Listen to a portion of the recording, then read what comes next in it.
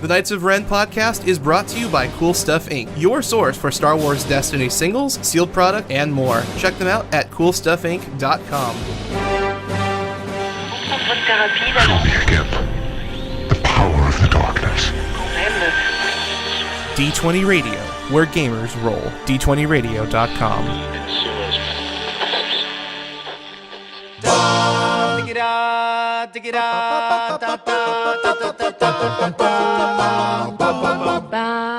Welcome back, everybody, to the Knights of Ren episode 501. It is 2018, and we are starting off the new year with Nick, Rick, and Todd. And how's everybody doing? Doing good. Happy to be back. Who's sanding a... Somebody's planing a board. Nice. But yeah, I'm glad to be back. It's been a good break. Good here as well. So tell us a little bit about your Destiny happenings over the last few weeks. I mean, last show I was talking about doing some sealed events with the Rivals packs, and boy, that was really fun. But I know, Todd, you guys did a proxy tournament, and I'd love to hear what else you guys have done. So this past week at my shop, we ran a Legacies legal proxy tournament. So we just let everybody proxy the cards that they wanted to play with out of Legacies and just use some D6 dice. And, we just it took a little while because you had to go, all right, what's the one on the dice mean? And get all that kind of stuff out of the way. But other than that, it was pretty smooth. And we also ran a sealed deck with the Rivals kit the week before, which was pretty fun. I like draft a lot better. Sealed's very limiting, and draft gives you a little bit more flexibility, but that also was pretty entertaining as well. But for the proxy tournament, we had 8 people show up for that. And we even got some of the guys to come up from Williamsburg and Suffolk again. So that was really cool. We had some pretty interesting decks. I think we'll go through all that in a little bit. Yeah. What did you play? I played Palpatine Magna Guard. Okay. So 2 dice, new Palp, 1 die, Magna Guard, just a bunch of... shield? Or no, that's only 1 point. Yeah, Magna Guard's 9, right? So did you do a plot? No, I didn't do a plot. The only plot that I could have used would have been the one to discard off the top, and that really didn't seem to be useful in that deck. Yeah, we had talked briefly about Palpatine with Anakin too, right? Yes, but since we have an idea that Legacies is going to be legal for our upcoming regionals, we still don't have any information on Rivals. We weren't playing with the Rivals cards. Oh, gotcha. So, yeah, it was... Originally, we had opened it up and said, let's do Legacies and Rivals. And then once we saw that they were getting information that the January 11th release date was going to be the official date, we went ahead and everybody just kind of made that jump and decided to only run Legacies. So that was pretty cool. All right. So Palpatine with Magna Guard, how'd that do for you? I went 2-2 with it. Nice. Was Palpatine not pulling the weight that you thought he would? Well, I mean, Palpatine has 50% damage sides, right? Which is really cool, but that also means he's got a 50% chance to miss damage sides. Sure. So that's how probabilities work. So a rarely focused on number. Right. You got that 50% chance you're going to hit damage, but you're also going to miss half of the time. And that's kind of what I found with him was the turns where you could use his power action. He was great, but that was only about half of the time. So not as much. It can be on any damage size, right? It doesn't just have to be his dice. Right. Well, and the other thing you have is when you start to build a deck, a lot of times just out of natural building structure that we're used to doing, you tend to target most of your damage in one direction. So even at that point, what ends up happening is you're only getting the bonus of 1. And that's nowhere near as effective. So I think in future builds with him, it's really just going to have to be all over the place to really make him effective. I mean, we kind of discussed that the day before, you wanted to go straight melee, and I was talking about, using a ranged damage supporting character with them to try and kind of maximize that ability a little bit. Yeah. But again, you're kind of diluting your damage sides and what you're putting in the deck. So you got to choose whether if you want to go with the holocron package, then are you pulling in the blank stuff, and then are you really using the abilities that you want to be using, right? Well, and the other part of that is, too, if you look at it, most of your damage sides on your holocron ability upgrades are going to be ranged. So you're still really limiting that damage again. So if you pair him with a ranged character and you run a holocron package, most of that all has ranged damage. So then you're only focusing there. Yeah. Who else ran Palpatine there? Minion. Yeah. Yeah, Minion ran a 1-die Palpatine, 2-die Afra. And his damage was all over the place. So he had his spread pretty well. He was able to use that power action more effectively, but it was a lot slower. Yeah. He would have to roll in Afra, roll in his droids, and then roll in Palpatine, and then he would be able to find somewhere in there that he would be able to use it. He did about the same. He went 2 and 2 with it as well. So what ended up doing well? Obi Maz. Yeah. Yeah, we had 2 guys playing Obi Maz. Both went 3-1 and finished second and third behind a 5-die villain that was upgraded. So standard 5-die. Something that was tried and true. Yeah. Yeah, he had upgraded with the quick draw and a couple of the new blasters to give him a little bit more speed in the deck. It just really tunes it in and gives it a little bit more ramp, a little faster, like it needed more ramp. Yeah. It gets more ambush actions out of it. So yeah, we've been seeing a lot of the Obi-Wan Maz combination. Sugi, you played a little bit with Agent today on stream with he was running that as well. Yep, it's such a consistent deck. Like there's not the unfairness that Pomaz had, but it's just so consistent in dealing damage. Yeah. Obi-Wan will pretty much guaranteed deal a minimum of 3 damage per turn. And with cards like Maz's Goggles and discarding to reroll appropriately, plus things like Vibro Knife or Obi-Wan Saber or Rey's Saber, you've got well tanked out Obi-Wan, who can easily start the game with no shields and by the end of turn 1 have 2 to 3 shields just because of rolling dice, activations, and things like that. And then you're going to have Maz use Focus, flip your Obi dice into 3 for free damage, and then you just punch into your opponent. So when we played, every game we played, turn 1 was a minimum of 3 damage and on average 6 damage. It was very consistently pumping out 6 damage every turn. And if there was a lightsaber on deck, that could increase. If there was a Vibro Knife, that could become unblockable. So it's just an extremely consistent deck. And it's not like it's unfair. You can mitigate the damage away. It's just the consistency is really what makes the deck so threatening. And it's not overpowered. It's not unfair. It's just bizarre in the fact that we're playing a game that has a lot of luck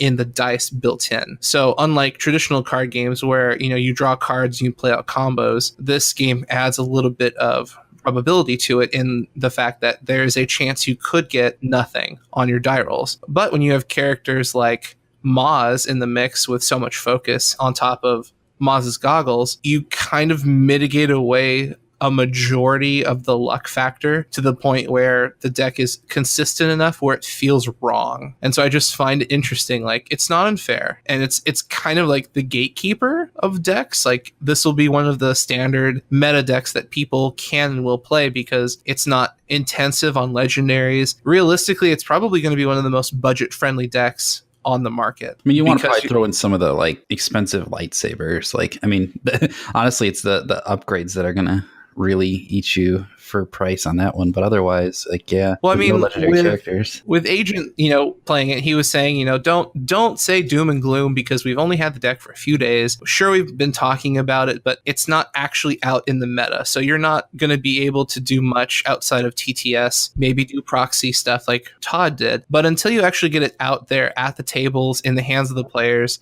people will find holes and gaps in the deck. They'll find ways to tune it. They'll find upgrades and things that you can use in your very specific meta, but it's a really strong place to start. It's kind of like R2P2. It's not going to cost you a fortune. You don't have to have 90% of your deck be legendaries like Pomaz was. You're looking at, I think the legendaries he played were Obi-Wan's lightsaber and Force Speed. Not Ancient? Yeah, you could put Ancients in. Yeah, he had some Ancients. I forgot about those. So yeah, you're looking at what? 3 legendary cards? And some people argue Force Speed is not necessary. Agent likes it for shenanigans and some very unique. Yeah, it's unique. You don't really want to be wasting Obi-Wan's upgrade slots with that. Like maybe early, but like late game, you just want Obi-Wan with 3 lightsabers. Sure. So that's the thing is like you don't have to have a Force Speed. You really have to have Obi's lightsaber and ancient lightsabers. But outside of that, for legendaries, like that's kind of a customizable choice. So the deck, it's going to be really accessible. And like, it's this weird thing. Like, it's great. It's great for heroes to be like very strong. It's great for decks to not be pay to win. Like, you don't have to have a ton of legendaries and a ton of rare and legendary characters. Like, this is only rares. Maz is a rare, doesn't cost a fortune. Obi-Wan is a rare who, you know, he might hit like $15 or $20. We don't know, but he's not going to be upwards of, you know, $40 and $50 like,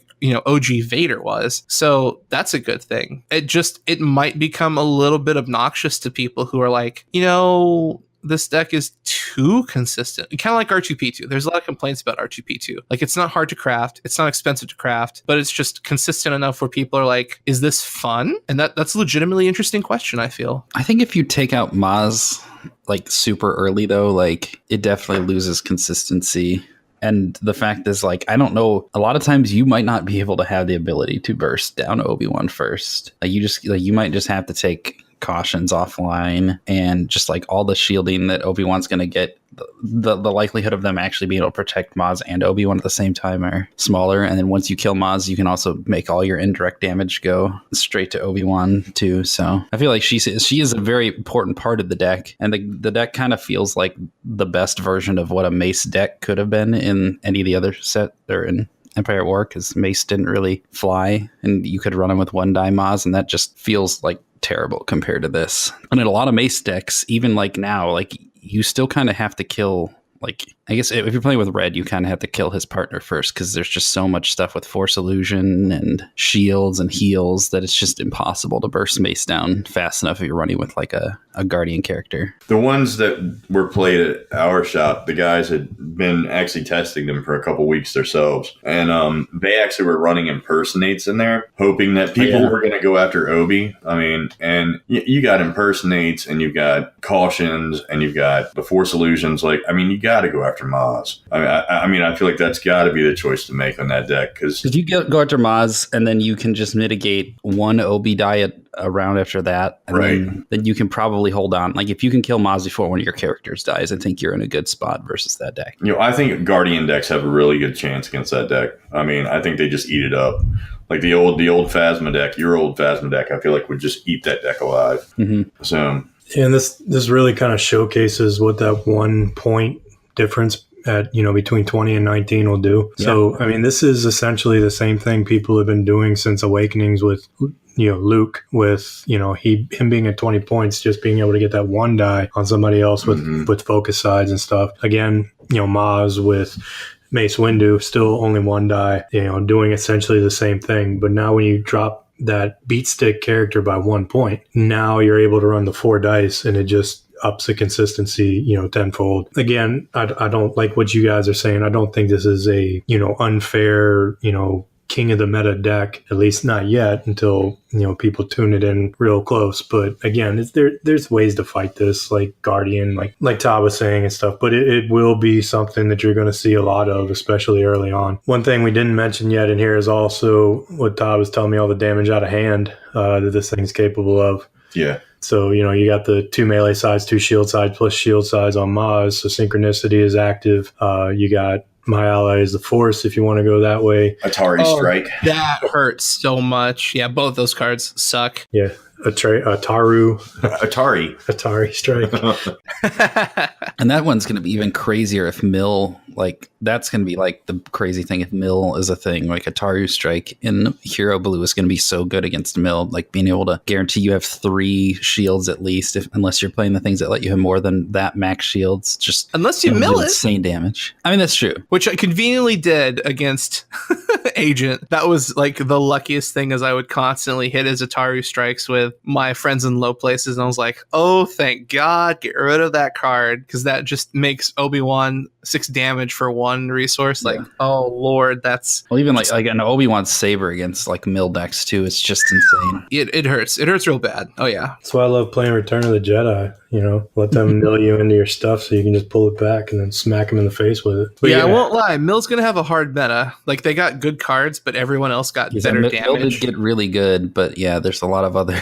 Everybody else got good stuff too. I think Yoda is still one of the most high potentials for new mill stuff coming forward. straightforward, and I don't even I was know. working that out. Yoda and Padme are good until Obi-Wan just bursts you out with 3 damage, hits you with a My Ally is the Force for another 3 damage, and then Maz shoots you for 1. And you're like, oh, so Yoda's by himself now. My Palpatine was dead second action turn 2. He took 9 turn 1. He just ate it. He just blocked it all with his face.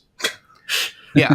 I mean, now that is something I am a little bit concerned about with Legacies is the speed in which the game has increased is actually, if you get what you need, is much faster than what we've seen in a long time. I don't know if it's pushing past the Spirit of Rebellion, like end of I don't damage know. spectrum. It's just weird because it can be just as rough. It's not consistently as rough, but what I've seen out of Obi Maz is that, like, by the end of turn 2, someone is dead. And it can be some at the end of turn 1, someone is dead because some of these characters are in that 9 to 10 health range that it's obtainable with the right cards in hand. Yeah, I mean, it just kind of goes back to what we said when they had the errata finally come out after EAW, where everything slowed down. I mean, it's only going to be a temporary thing until they print new cards that they didn't anticipate the damage potential being that bad. Now, Legacies, by and large, seems to be a little throttled back, but you still have huge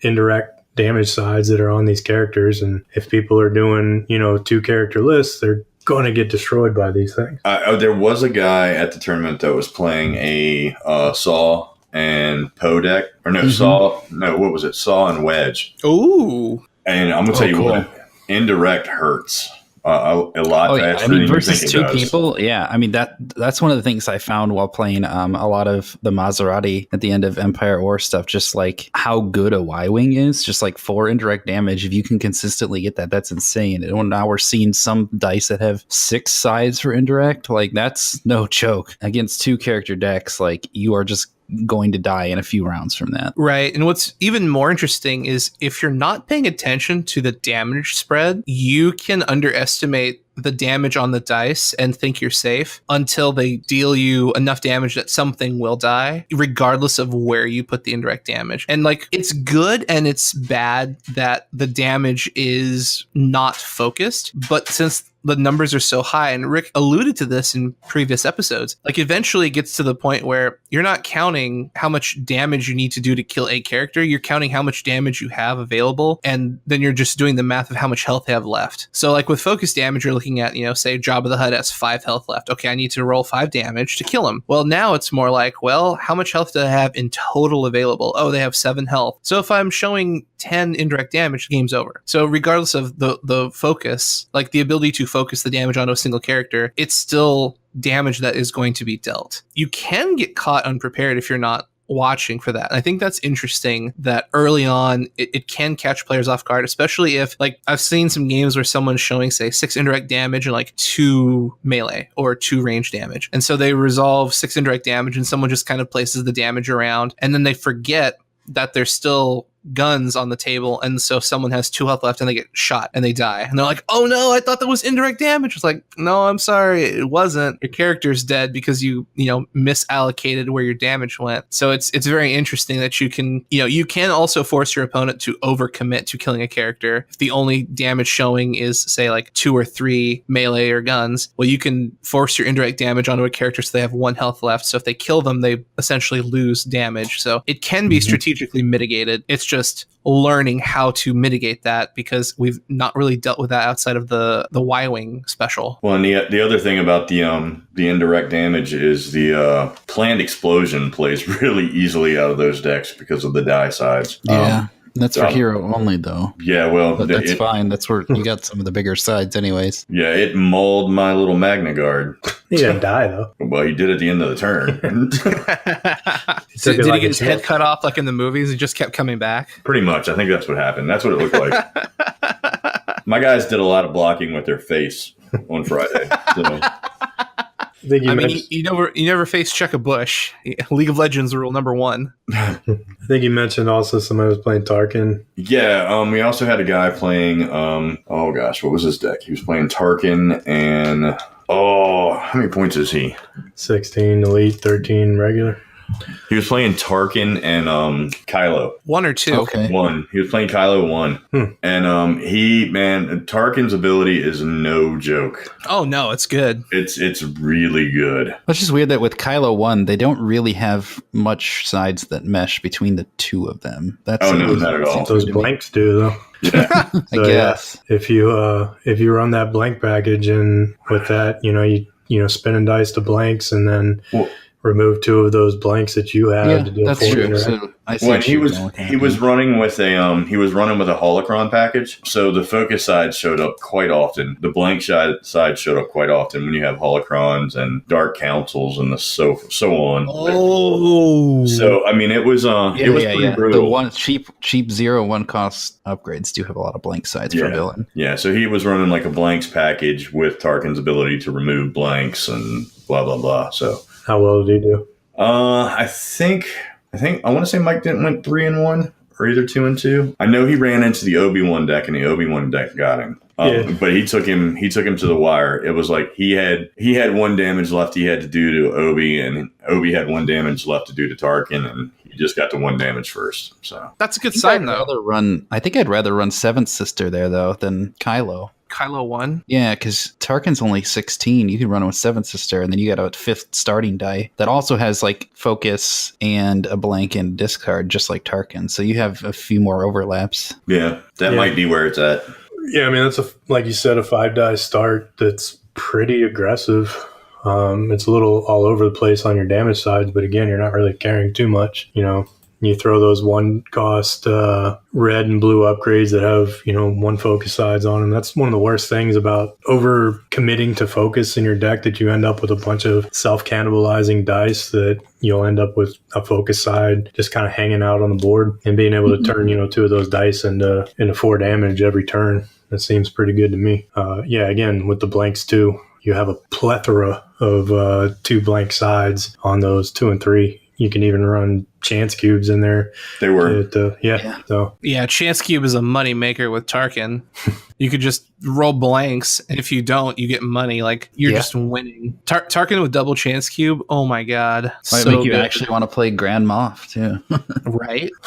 Well, I mean, think about it. Like you put double Chance Cube on him, you roll him out. If you get 2 blanks, power action, you dealt 4 damage. If you get money, okay, you could still soak the money to deal 4 damage, or you probably want to take the money because you got lucky and play some stuff out. Tarkin is such an interesting character. Did he take Tarkin at 1 or 2? 2 die. It's 2. Yeah, it'd be 2 die Tarkin, 2 die. Yeah, I feel like Tarkin is better at 1 die, just because you really want more things on the table to roll together, I would think. But I guess him and Seventh Sister with 5 dice is not bad. I don't see you running. He's still too expensive to really be thinking about running with 3 character combo though. Yeah, that 13-16 is a little bit prohibitive. The problem is with Tarkin, you need dice that have similar faces, so you're rolling into the same thing. So like the blank package is the easiest thing to do because it doesn't cost anything with holocrons and force speeds. Yeah. And blue gets you a lot of blank sides. Yeah, and it costs very little to get small things, say Dark Council, so that you can roll anything and it's usable. So if you roll blanks, great, Tarkin eats them, and now you have damage on deck. If you roll specials, you can,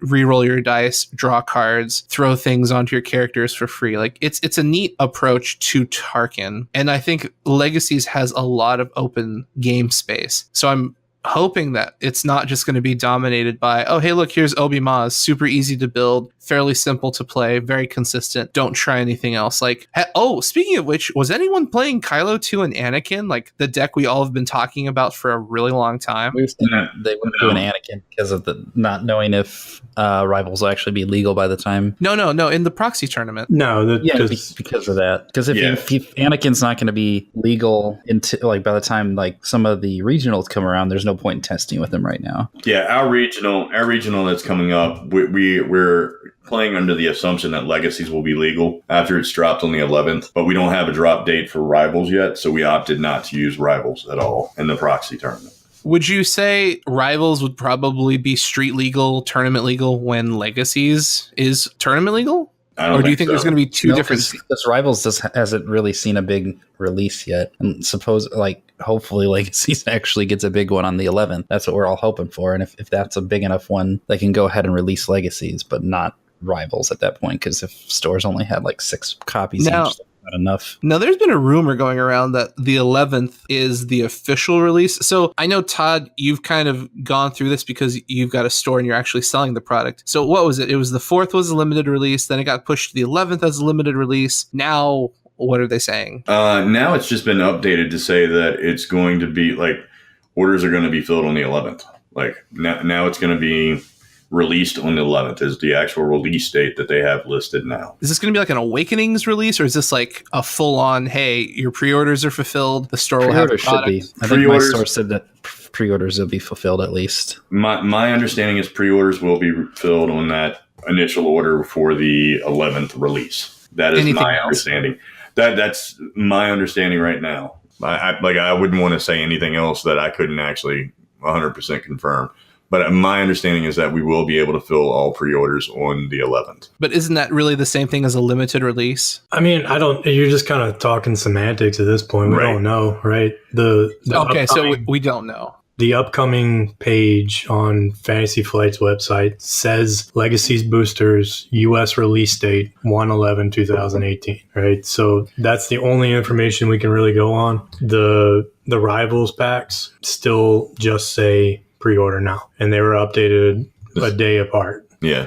So we don't know. Rivals could hit the release the week after and then really screw with people on that January 20th regional, and then Rivals is legal then. I hope Rivals is legal for the 20th. I already have my deck for that. Like when Rivals hits, I'm good. What's that? Oh, it's going to be Anakin Phasma. Anakin Phasma? Oh, yeah. Phasma 1 or Phasma 2? Well, Phasma 2, of course. I don't know. You might do something else. Are you going to run with the 3-point plot then? Is that how that works? I'm going to run with the one that does the two indirect damage. Is that a 3-point plot? Yep. Yeah. Okay. Yeah, so just like basically your opponent starts with 2 less health. That's not bad. And if you get the shields, it's even crazier. Yeah, I was going to say, if you win the roll-off, that's a 4-point swing. But you're looking at 2 characters with 2 blank sides for roll-offs, so it probably isn't going to be superb at the roll-offs. But Anakin does have 2 2s at least. The idea with it is that they're going to want to take their site because they're not going to want to give me mine because both my characters have specials, so they'll take run Emperor's Throne Room. Right, and so they take their shields, but my plot eats their shields off, so we start back at 0. So I'm not counting on winning the rolls with it so much as just offsetting their shields just off the bat. That's a cool way to kind of pressure your opponent before the game even starts. Like exactly, they're in a no-win situation. Like, oh, I win the roll-off. Oh no! Like, this bad. This is. I mean, that is a bad. pretty squish deck though. Like 20 health. That's the exact same thing I said to him when he. We'll see how it goes. The first time we put it together, we were basing it off aggressive. of what we were running before the errata nerf bat hit everything. With Anakin or Baby Vader Phasma. Yeah. It's just this one is a little less self-inflicting of the damage, but it also has a little bit lower cap on the damage. So, I can still see Anakin's special side being hard to use in certain situations. Like that time where like, I have 1 villain card in my hand and it's like a removal card. Do I really want to get rid of that for 2 damage? And if it's like something like he doesn't, or it could be he doesn't like you, or it could be like feel your anger or deflect or something big that just can help swing a lot. Yeah, I mean, at this point, you're going to have 4 full sets to actually go through and pick your villain cards out of. And of course, we know there's make like an all villain deck. Card. Almost, but I mean, there's a few neutral cards you're definitely going to want to have in there. Sound the alarm. So, I mean, there's definitely a few, right? But for the most part, you can build a pretty solid deck with the majority. With a majority of villain cards and not have to worry about that too much. I still haven't played a single Sound the Alarm. Force Illusion. You don't need them. Mainly because Todd stole mine a long time ago. Just never gave them back. I don't know if stole is the right word. It's not like I snuck over your house, broke in, and took them. It was close. It was like, hey, man, I left my Sound the Alarms at home. Give you got yours. 2 of those? I was like, yeah. I was like, all right, you're never getting these back. I sell 2-player starters at my shop. Come get one. Oh, you need one? I got them at the store. $29.95. Yeah. Oh, my gosh. Yeah. That's what friends are for. Right? Yeah, I don't know. I think that proxy tournament was a good little jumping off point to see what people could come up with. Was there anything else that just kind of stood out, or? I mean, I was sitting here thinking, I think we went through most of the decks because I played Palp Magma Guard. Minion played Palp Afro. There was 2 Obi Maz, 5-die. the 5-die villain, and Tarkin. then the Tarkin deck, and then the Saul deck. So there's one more. There's one more. And it must not have been great if you can't I don't think remember about it. who it was. I can't remember. What did Eric run? Eric ran the Saul wedge. Because he's been playing the battle droids Yeah. for a while now. That was pretty funny. Ruben, I can't. Was it Ruben's? Ruben had to have been playing Yoda Mill, right? I don't even remember if Ruben made it. Probably. There was a lot of beer that night. Oh no. Yeah, I don't remember what the last deck was. So obviously not meta defining. No. It wasn't a top 4 deck.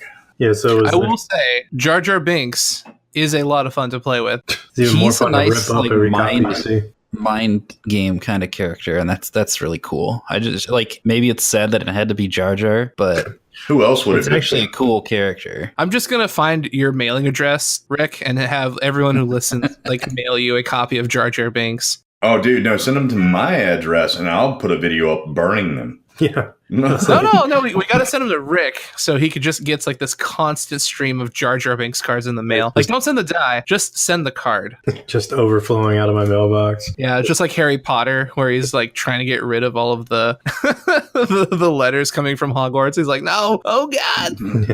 Just So we'll force Rick off onto an island by himself. no more. Please don't give away my mailing address to all our listeners.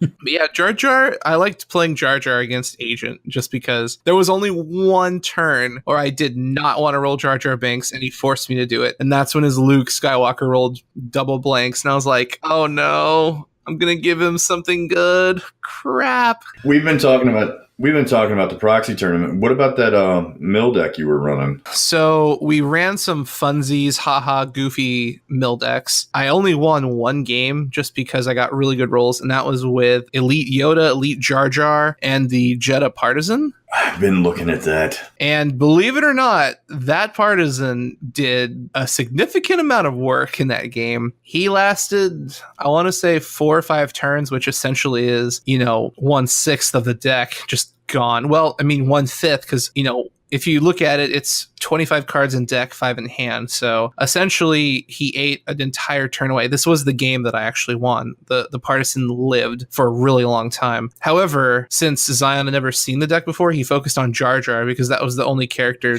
kind of messing with his game plan. Once he figured out killing Yoda was kind of the play, the deck does have some problems. Of course, I will also quantify the statement with I threw the deck together in about 5 minutes. So there was weird stuff in there, like there was no second chance. I had diplomatic immunity. I had an Obi-Wan's lightsaber. I had a bunch of stuff that really didn't belong in that deck. So, take it as you will. But having 5-die hero was really nice because people are like, Jar Jar Binks is annoying. Yoda's kind of a threat. The Partisan just sits around, but 50% of his dice are mill. Either his indirect damage will get a card off the top of the deck, or the one discard will eat a card out of the hand. So it's really good whenever you're rolling it. 8 health is really decent. Yeah. You've got Yoda who's just flipping specials all day long. He is just flip, resolve. OMG, please stop this guy. And I mean, Yoda is good, but once again, he's just a utility piece. He doesn't win the game, he doesn't lose the game, he just empowers whatever you want done. He's just to happen. The ultimate support character. Basically, that is absolutely correct. So you can't look at him and go, yeah, he's the ultimate toolbox in Destiny. So if you're like, Yoda is the best thing ever, it's like, well, yes and no. He does what you need him to do, but you have to have a plan in place for him to actually help you along. And that was the problem with the deck, was there was no plan in place. I just threw cards in the deck that looked cool. And so half the time I'm like, oh, this card is nothing. I'm kind of screwed. The actual threat of the deck, believe it or not, is force meditation. Discarding 2 cards off the top of a deck over and over and over again is really problematic, especially when Yoda can just flip into that. super easy. So the game I won, I got Force Meditation out round 1. I got both of them out round 1. Yeah, that card is crazy. And I was able to eat 4 cards off the top of the deck plus 1 from the Partisan. And that basically put the game on a clock of there's like 3 turns before the game is over. Not to mention, you don't even have that on a blue character. You just have to spot Yeah. a blue character for it. Right.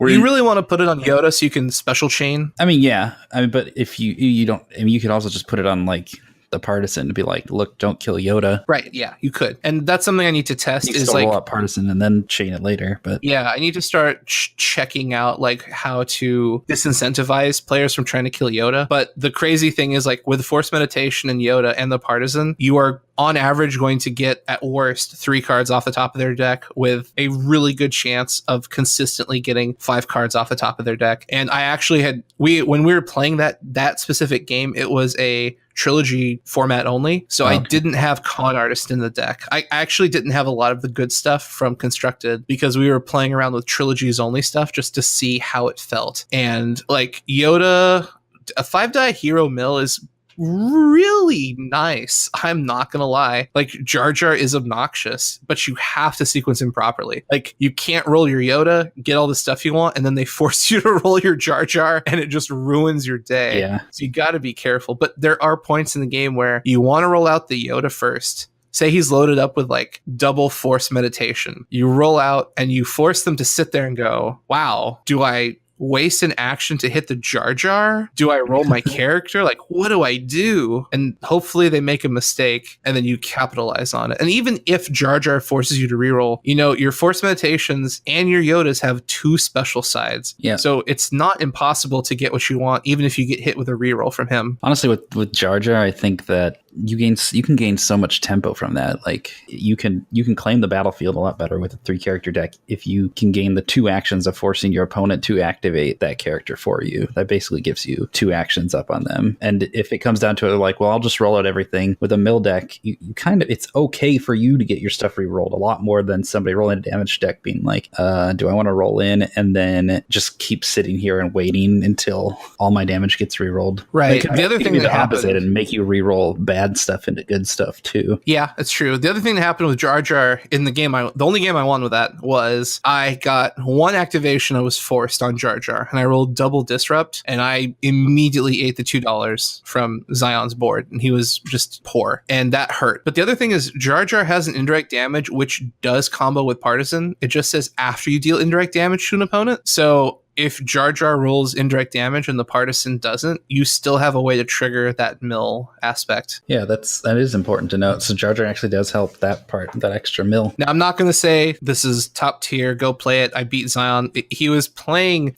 I believe it was the First Order Stormtrooper and triple battle droids. No, that's not possible because that's not Legacies only. I can't remember what the team was, but it wasn't like a super hardcore, you know, we're not talking like Obi-Wan Maz, like, hey, I beat this really powerful deck. Like it was a fun match, but the deck was very, very unique. And the fact that I had so many bad cards makes me, I'm probably going to go back and check it and try and make some more adjustments because it was actually fairly nasty. Like JarJar's existence on the tabletop just makes the game so much more interesting because your opponent is like, hey, I rolled out all this damage on a character. Or like there was a point, I believe it was Finn 2 and Luke 2. I think that was the deck that he was playing. There were a lot of turns where he would not roll Finn kitted out with 3 weapons because my JarJar was not rolled out. And he would just either force the activation or pass and just wait for me to try and bait out the JarJar because he had such a high chance of rolling damage that I could just JarJar it and completely mess everything up. Potentially. It's all luck. But it feels really bad when you have a character with 3 upgrades,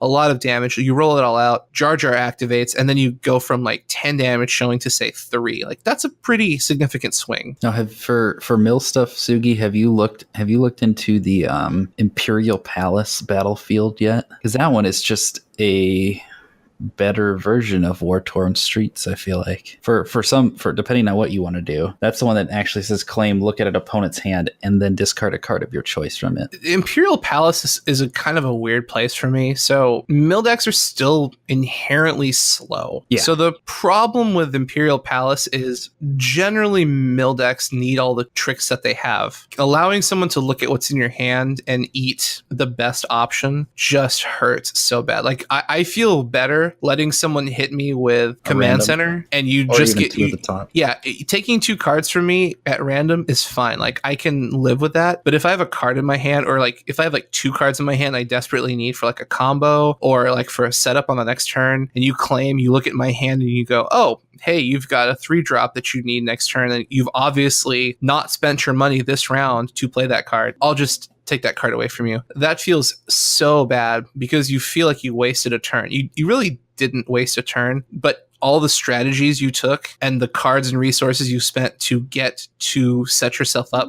to play that card, if you don't get to play that card, like you've just lost a lot of tempo. And I feel like your mill decks would use this a lot better if you could absolutely claim consistently or threaten to claim consistently, because mill decks are just 3 or 4 actions slower than where they need to be to push this to be a threat. Like it's good. And I think in the future, once the speeds of the games maybe kind of level out where, you know, aggressive decks might lose an action and mill decks might gain an action, and you kind of bridge that threshold where they're much, much closer, I think Imperial Palace is a much better place. But for right now, I still think Command Center is where I'd want it to be. Also, getting 2 cards out of the deck, I think is better for the pacing of command, like of a mill deck, than getting 1 out of the hand, because it's easy to get cards out of hand with villain mill, but getting cards out of the deck and the hand is really where you want to be. Well, a villain also has more of those cards from hand that you really need, whereas Hero can get a lot of your deck with their characters and upgrades, so losing like 1 event here and there is not nearly as big, I feel like, as losing some of the villain really solid events you could lose from that. Yeah. In general, that Imperial Palace just seems an interesting battlefield for, like, if you have a deck that is just super fast, being able to know you could just shut down certain moves from your opponent. I would consider taking Imperial Palace for Obi Maz, because you don't need throne room for specials, and being able to throw out maximum damage and then look at your opponent's hand and snipe out their removal or their upgrades. Like that's a really nasty amount of pressure, because you're pressuring damage on the table, you're pressuring removal from hand, so your opponent has to get their resources and play their cards faster than they want. So you're constantly putting this terrible amount of pressure on their economy, on their board state, on their character's health, and you're just always kind of, you know, keeping them in check. And I think that could be a really great place for Imperial Palace, is in aggressive damage dealing decks that don't necessarily need the special flip from your throne room. So over the holidays, we've all had plenty of time to play lots of Destiny, and there's a lot to absorb. Just because one set is coming out doesn't mean that it's only that specific set we have to talk about. We have limited, we have draft, sealed, we've got a new format for tournaments. We've also got the trilogies format. We've got constructed. Like there's so many things to just kind of absorb with just this launch. And it's really exciting, but I'd love to hear some of your guys' first impressions, just because it's great. There's so many things going on now, and we're kind of beginning to see like the split in the community and the player styles, where some people want to play trilogies, some people want to play constructed, others want to play sealed or draft. Like this is really cool. And I mean, like, just tell me a little bit of like what you're thinking now that you've got your feet wet in the new decks and the new styles. So I'll kick it off there. Yeah, I think draft is really fun. I think sealed is not so much, but can be. I think it's a little limited on, very, very luck dependent on what you draw there. I think that Legacies is going to end up being a really good set. I think it's a good jumping off point for the new block and how they plan on doing the rotation later on down the road. There's a lot of good stuff in here I'm looking forward to building with and trying out. I mean, I got 3 weeks until the regional to try and figure out something here. I don't know if it's going to be Obi-Wan Maz. Probably not. But I have a feeling I'm just going to play what beats Obi-Wan Maz and hope to get some good pairings. Probably going to watch out for that 5-die villain, because people have been playing that, for the last 3 months now. 2 months now, and it seems to just get a little bit better. But we haven't seen what all can come out of here yet. We talked about a lot of interesting things, just kind of looking at the cards, talking about what people played at that proxy tournament and what we could do with those ideas and stuff. So definitely looking forward to that. All right. So for me, Legacies looks like a lot of fun. Based on the proxy tournament, I think the pacing in the game is going to increase, but there's also still going to be those decks that like to slow play, which is going to be interesting because you're actually going to have different pacing in different matches based on who you're playing and what you're playing. And I think that's going to be really cool because that's one of those things we haven't seen yet, is where in one meta, you have multiple different styles of decks that will all have different kind of pacing and different strategies getting to their victory condition. So I'm pretty excited about that. Right now, I'm trying to split the hair and figure out where I need to be for our upcoming regional. I'm leaning towards some kind of 3 or 4 character deck because I think, as with most sets, generally heavy aggro comes out of the gate first. And the thing that we've always seen that pretty consistently beats that is 3-4 wide teams. So I'm looking more towards that right now myself. But I'm actually really excited about we're going to be doing a sealed box tourney coming up after the release. So I'm really looking forward to that. I think that's going to be a lot of fun. Tell us a little bit about that. Do you buy a box and you build a deck from just that box? Yeah. And we're going to mix heroes and villains. So, yeah. I'm going to use the rivals set with it? No, we're going to just do one box of Legacies, open it up, and build whatever we want.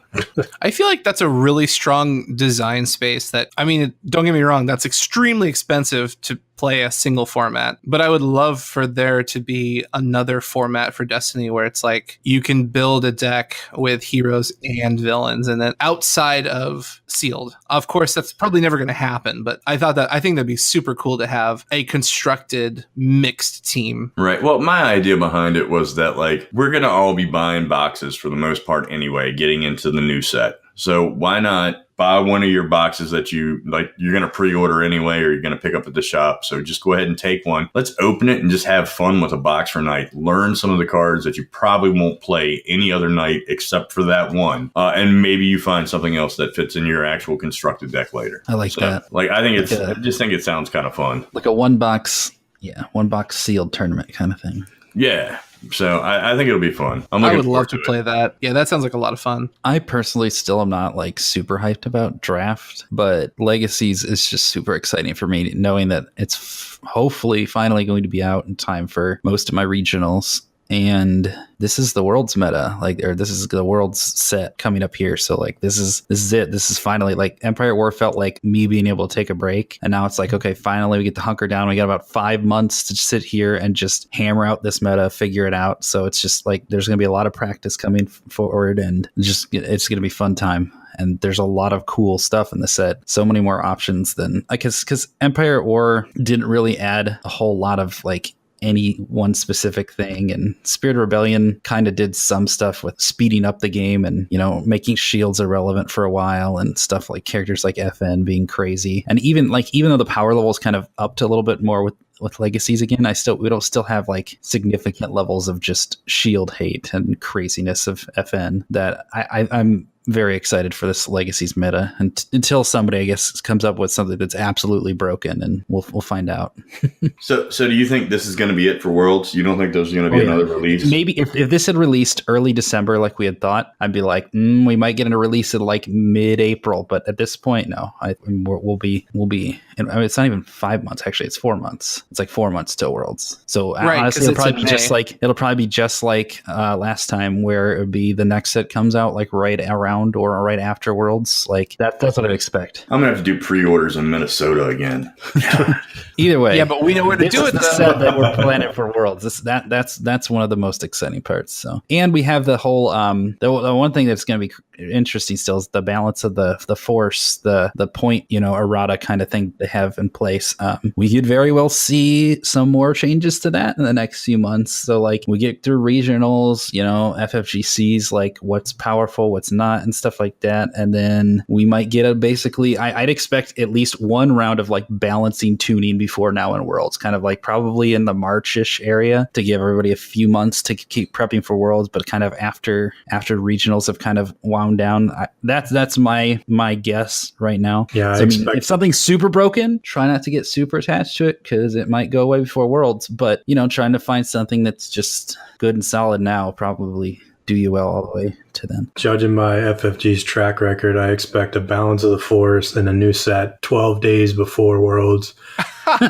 Just to completely throw everything off. No, Balance of the Force right in between the two regionals that I have coming up, and then a new set 12 days before Worlds. All right, so last thing before we close it up. So we've all seen the cards. We've all got a basic idea of them. Talking about the Balance and the Force, does anybody see anything that's sticking out that they think is going to be one of the first ones hit? I mean, I still haven't seen Yoda if he's becomes a problem just because he is so cheap and so versatile. If there's something that's really nasty that comes out with Yoda, I can see him just getting a 1-point boost. I'm leaning towards Ayala. I think she's going to be. Her too. I forgot about her. I think she's going to be the first one that's going to get hit. Yeah. No, yeah, because she's got a die that's as good, if not better, than Phasma's, basically, at 2 costs less now. Is it 2 costs less? She's 12, right? Yeah, 912. Yeah. So, yeah, she is pretty nasty. Yeah, I agree. I think I had that started, I had Ayala Poe started to build on it and was like, you know what, man, I just want to play Poe because I've been playing Poe like most of this since the 2-player kit came out. Yeah. So I'm like, you know what, I'm going to get away from Poe for a little bit. Now I really want to put it together, but I don't want to play 2 characters. We might see Poe take a hit. I don't think so. Poe 2, I don't think that R2P2 is really going to be the craziness that it might be like considered now. There's so many other stuff out there. I just don't think that Poe's going to be a problem. It's still consistent though. Right. You can't deny it. It's a good deck. It got upgrades from the new set, so it's not going to just disappear. And I think it will hold up pretty well. Like if we look at Obi Maz and we say, all right, that's the gatekeeper. That's one of the decks you need to like put in your gauntlet. R2P2 can beat that. Yeah. Oh yeah. Agreed. 100%. So the deck is still viable. And R2P2 is still going to be around. R2P2 still isn't great against indirect damage kind of stuff. Like if you can just bombard them with indirect damage, that deck will fall before it can dish out more as much as it wants to. It all depends on if the indirect damage that people put out can outpace their shields.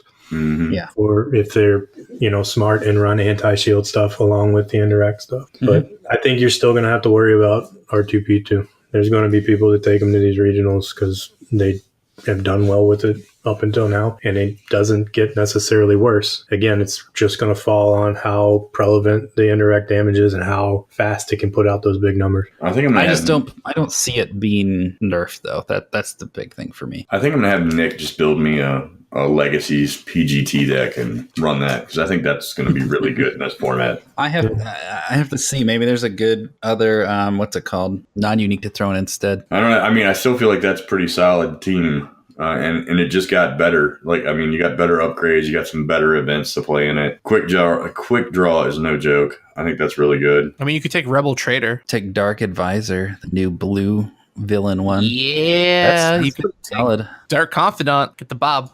Dark Confidant. It's from Magic. I just realized that when I looked at it. I mean, that's special on that Dark Advisor is pretty cool. Being able to draw extra cards for a ranged damage deck, even though its dice doesn't have range damage. I don't know, but you're giving up the Guavian for that. Yeah, I know. Nah, I don't like that. I don't think that's a good trade. Night Sister is still way better than Dark Advisor. Yeah. If only there was a good 7-cost yellow. Well, there is, but it's not non-unique, so... Yeah, exactly. That's the problem. That's the rub. We got to talk about Greedo one of these days, because I don't know what to think about that card. But I think he's got some potential. Well, that's for another show. All over the place somewhere. He's just cheap. We'll have to test him out. Yeah, the cheap die. It's no joke. I think the 5 yellow die deck, Fight Dirties and Fun. Fight Dirties, Armed to the Teeth. We're just going to throw a lot of dice at you. We don't care what they're on. We're going to build the deck that Jay always wanted. Well, I mean, what do you got? You got Bala, you got Greedo, and Guavian. There you go. It's built. Done. Yeah. You get free. That's a lot of base range sites too. Won't run into the same problem as 5 die villain. Turn 1 free for all. Oh my gosh. So free for all, we got armed to the teeth. And free Fight for all is dirty. just another version of like fight dirty. Yeah, it's just indirect. It's kind of a worse version. I guess it works on non-yellow dice, so that's the better. Why it's better in that sense. But Yeah, but one resource for 5 indirect. It's not a joke. Also, don't forget, you could put chance cubes in there. yeah, they still cost 1 though. I know, but you can do some really dumb stuff where you're just sitting there going, oh, hey, cool. Armed to the teeth. Right? Armed to the teeth, Cantina Brawl, free for all, just all the damage stuff. All right, I think y'all just built my regional deck right now. Oh, no. I've been- You'll have to test it against Agent of Zion and his mathematical prowess of this, that, and the other. And Kylo too. and Yeah, Kylo Kylo 2. too. Ooh, Kylo 2 hurts bad. We'll see. I mean, Kylo 2 is definitely something that'll still probably be around for a while too. I mean, just like we said, R2P2 is probably not going anywhere. Kylo 2 probably ain't going anywhere, especially with a lot of good mono blue hero stuff that's going to be out too. Like we're talking about Obi-Wan Maz, but there's just a lot of crazy good stuff you can do with mono blue hero coming up. Well, too, I mean, so. Kylo 2, I think Kylo 2 can probably whoop up on like Obi-Wan Maz just because, once again, most of the cards in that deck are blue. There are some yellow and there are some gray, but more often than You can not, you mix say it up blue. enough. You say blue, you're probably going to hit blue. All the upgrades are pretty much blue, so Oh yeah. except for maybe like a goggles. We were looking at that Obi Maz deck and we're like, all right, so how can we make it more durable? And we decided that we wanted to test Obi single die Ray 2, and that gives it a lot of two really tanky characters that both feed off the shields and can get really, really nasty. So that's something we're looking at as well. That's a terrible idea. Whatever. That is so mean. You just activate Obi-Wan and then activate Rey, and you're like, here's damage, have fun. Yeah. But it's not as consistent though. No, All right. I mean, you get to go straight blue shenanigans at that point. Like, I mean, you get to run Reaping the Crystal and all kinds of stuff. And I don't disagree. I'm just saying, like, you lose out on Maz's consistency is what makes Obi-Wan scary. So if you trade that out for sustainability, you're losing damage output, but you have longevity. right. So you got to kind of factor what's going to be more important, because if it's going to be an aggro heavy meta early, Maz is going down quick. So I mean, so if you play it that way, you take your free damage. Maz is now at 6 health. You could one-shot her if you got lucky with Obi-Wan and you got the double 3 for free. or a riposte, or a Tari strike, or a weapon upgrade of any sort. Like True. there's any number of things that all of a sudden immediately kill Maz out of that deck. Synchronicity. Yep. I think we're going on a Kessel run here though. Whee! That's fair. So anyways, we're going to wrap the show up, but thank you so much for listening. It has been a wonderful start to the new year. Check us out on Facebook and Twitter at Knights of Ren Podcast on Facebook and KOR Podcast on Twitter. And please consider taking a look at our Patreon. We can use any and all support, even a single dollar. It helps us get ready for all of these events because we've got a regional in February that I'm going to be attending. We've got Worlds coming up. There's other events that we want to send our people to help get coverage, video, pictures, so that anyone listening can kind of take part in all of these events that are going to be happening around the world. So thank you everyone for listening. Have a great week. Happy New Year, and may the Force be with you.